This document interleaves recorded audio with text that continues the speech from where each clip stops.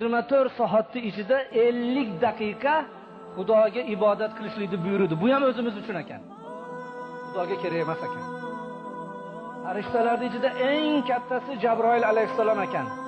Boshi 7 qat osmonni tepasida, oyog'i 7 qat yerning tagida. O'shanday zot 300 ta qanoti bor ekan. Qanotini yozsa yer yuziga qopqa qo'yib qolar ekan. Qanoti bir-biriga o'xshamas ekan. Xudoga aytdi: "Ey Alloh, mendan ham chiroyli maxluq yaratganmisan?" dedi. "Yo'q, faqat seni yaratdim." dedi. O'sha Jabroil alayhissalom shuni shukronasiga 2 rakat namoz o'qidi. Birinchi rakatida o'ng oyog'ini qo'yib, chap oyog'ini ko'tarib 20 ming yil turdi dedi. Ikkinchi rakatida chap oyog'ini qo'yib 20 ming yil, 40 ming yilda bitta oyog'ida 2 rakat namoz o'qidi. 40 ming yil ketdi. Boshini sajdaga qo'yib: "Ey Alloh, ojizlikman, qilgan ibodatimni qabul qil" dedi. Xudo aytdi: "Ey Jabroil, rost ibodat qilding, seni ibodatingni qabul qildim. Sendan keyin hech kim bunaqa ibodat qila olmaydi. Magaram oxirgi zamonda Habibim Muhammad alayhisalomning ummatlari keladi. Ular qancha tashvish bilan, o'ylar bilan, quloq qoqib qo'yib pulini sanash bilan, tahoratida shikastalik bilan ozgina daqiqada 5-10 daqiqada 2 rakat namoz bomdodni o'qiydi. Seni 40 ming yil o'qigan namozingdan o'shalar 2 rakat namoz menga yaxshi degan ekan Xudo taolo. Bu namozi bomdodimiz ekan.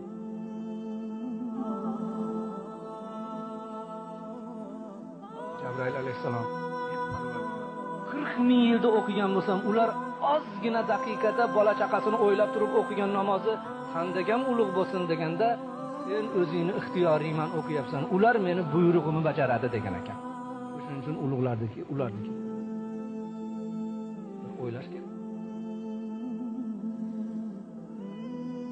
Qarang, minha xalaqnakum va fiha nu'idukum va minha nukhrijukum taratan. Turpaqdan yaratgan bo'lsa,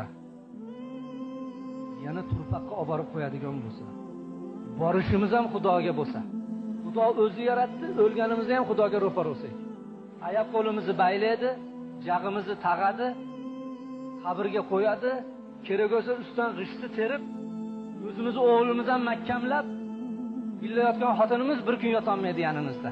O'g'limiz 1 soat turmaydi, savol-javob bo'lguncha o'tirib turay ham demaydi-da.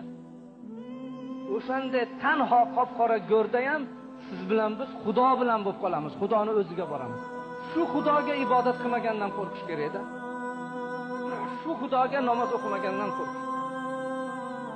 Xudoning nazdida eng yomon odam benamoz odam ekanda. Eng yomon odam benamoz odam. Hamma aytadi, ishim yurishmayapti. Qayerga borsam ekan, hechga borma. Boshingni aylantirib Qarxonga borib nima qilasan?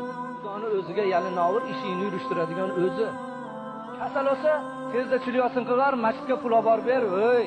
Kasal olmasdan turib ta'arraf ilallohi fir rahoi, ya'rifka fi shiddati. Kasal olmay turib Xudoni o'ziga uchrab qo'yganingda Xudo labbay derdi. Bir odam sayohatga chiqqan ekan. Unga bir mo'ysafid she'ri bo'pti.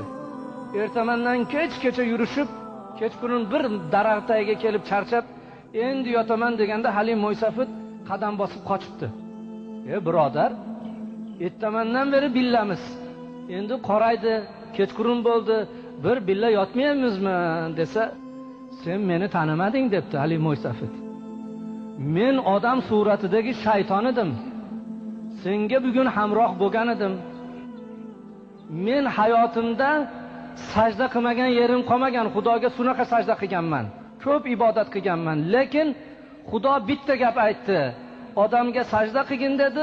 Bir marta shu odamga sajda qilmaganligim uchun umr bo'yi qilgan ibodatimni hammasini hayf qilib Xudo taolo dargohidan quvlab tashadi.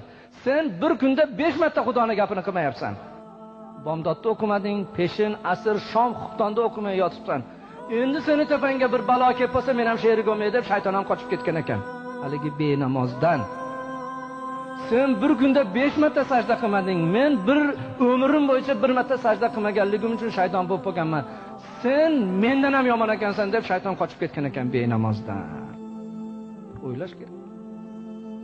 Shuning uchun qaysi inson kechqurun yotishi bilan Azroil alayhissalom lashkarini jo'ratar ekan, tezda borib jonini olib kelgin. Bugun ibodat qilmadi, namozni xuftonda o'qimay yotdi. Shuni ibodat qilmaganligi uchun, xufton o'qimaganligi uchun tezda qabzroq qilib kelgin der ekan. Shunda Jabroil alayhissalom ham o'zini lashkarini jo'ratib, "Yo, rahim qilinglar, hozir o'qiydi" deb u jonini olaman deb turar ekan. Bu hozir o'qiydi deb tong ottirib yurar ekan. Qo'rqish kerak. Payg'ambarimiz Muhammad Mustafa sallallohu alayhi va sallam ko'chada ketayotganda bir alomon keldi. Alomonni oldida bir tuya keldi. Tuya tilga keldi. Al-amon ya Rasululloh dedi. "Ya Rasululloh, meni saqlab qoling" dedi. Tuya tilga kirdi. Orqasidan hali odamlar yetib keldi. Nima gap dedi? Odamlar aytdi: "Biz bu tuyani sotib olganmiz. Yuk tashiymiz, suv tashiymiz, xizmat qildiramiz. Bizni xizmatimizni qilmay qochib kelyapti" degan ekan. Rasululloh tuyadan so'radi: "Bular seni pulga sotib olgan ekan, shularning xizmatkarisan. Nima uchun sen bularning ichidan qochib kelyapsan?" deganda, "Yo Rasululloh, bular turgan qishloq qavmlari namozni xuftonda o'qimay yotadi. O'shalar namozni xuftonda o'qimaganligi uchun kechasi balo kelib qolsa, baloda qolib ketmay deb qochib kelyapman. Agar bular sizlarga va'da qilsa, xuftonda o'qib yotamiz desa, ene borib xizmatini qilaman" degan ekan. Tuya jonivora. Benamoz sabablik hayvonlarga ham zarar kelishi mumkin ekan, xonadondagi hayvonlarga zarar kelib qolishligi mumkin ekan. Qarangda. Bir vaqtda bir qabrda azob bo'layotgan ekan. Ulug' zotlar nima bo'ldi ekan deganda tushida ma'lum bo'lgan ekan. O'sha qabrni tepasiga bir qush kelib qo'ngan ekan. O'sha qush kelib qo'nganligi uchun qabrda azob bo'layotgan ekan. So'rashdi, nima uchun qush kelib qo'nsa-yu bu azob bo'ladi desa, u qush qabrga qo'nishdan avval bir benamozda xonadoniga qo'ngan ekan. O'shani kasofatidan bu qabrga azob bo'layotgan ekan. Bir ajoyib shu benamozlar haqida kitob bor edi. Shu kitobda bir narsani yozgan. Qo'rqasiz. Benamoz bir luqmani olib og'ziga soladi. Solayotganda haligi luqma tilga kirar ekan. "Ey benamoz, sen meni yemasang bo'lar edi.